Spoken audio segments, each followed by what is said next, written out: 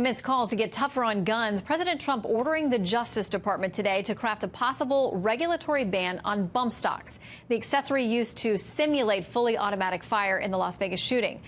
The White House today also signaling it could be open to setting an age limit for the purchase of AR-15s like the one used in the tragic Florida shooting.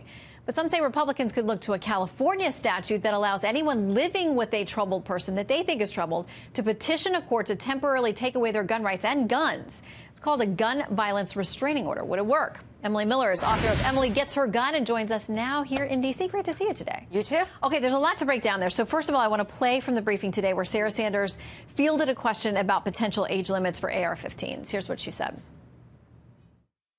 Does the president believe there should be an age limit for those who buy an AR-15? As you know, the shooter in Florida was a teenager when he first bought an AR-15. I know there are currently laws in place in certain states that restrict that in terms of whether or not we make that federal policy. That hasn't yet been determined, but that's something Is that something that I think that's certainly something that's on the table for us to discuss and that we expect to come up over the next couple of weeks. How seriously do you think the administration may consider that?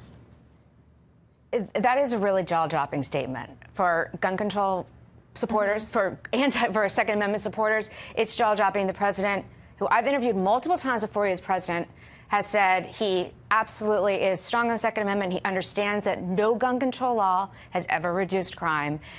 And so the fact that they are saying that is very interesting politically, because it means that they think that they're losing on this battle on the sympathy, and it's political. They know that raising a limit on 18 to 21 on a specific gun that has killed, according to Dianne Feinstein, about 40 people a year is not going to change the crime statistics, crime matter in America. And you and I both know there are plenty of other guns out there that fire more rounds per minute, that have a longer range. I think it's just because this gun is so often used, and to people it looks scary. But it's strange that you would raise the limit for any one firearm. Well, it's intellectually dishonest. It really is. It's purely political. The whole concept is purely political. It has nothing to do with crime. Zero. Now, you know, there's 13,000 crimes a year of gun violence, right? It's terrible. 17 children killed in a school. This is horrific. We all want to do something. None of us want to get shot or have anyone we love get shot or have children witness this thing, witness something this horrendous.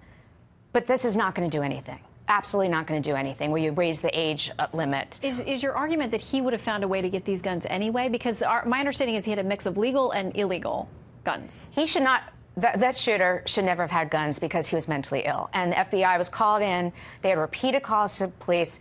He should have been prosecuted. And then if he'd been prosecuted probably as a felon, if something had done something, he would have been banned and he would not have been getting legally. That being said, he was a psychopathic homicidal killer. Do we think that he cares about the laws? Of course not. He would have done something. He would have blown up the school. What do you say to these students that they're heartbroken and they say, if someone could have stopped him getting easy access to these guns, my friends and my teachers may still be alive? And I sympathize. I think, you know, I've thought about this the past week. If this was in my high school, if this happened and they came in and killed my friends in front of me, I would absolutely be right out at those cameras saying, do something, grown-ups. Like, do something that should not be happening. And they're right. It shouldn't be happening. And whatever we can do to stop dangerously mentally ill people from getting guns and getting access to guns, we should do. And we can fill that by the background checks. This guy should have been stopped in the background checks, just like we saw in Las Vegas, where in the Texas church shooting, where he was mentally ill and had domestic violence. And the military has fixed that, and the White House, to their credit, has fixed and put, I think, 15,000 more people under background checks. Well, the conversation will clearly continue because it's not an easy solution anywhere. More news right after.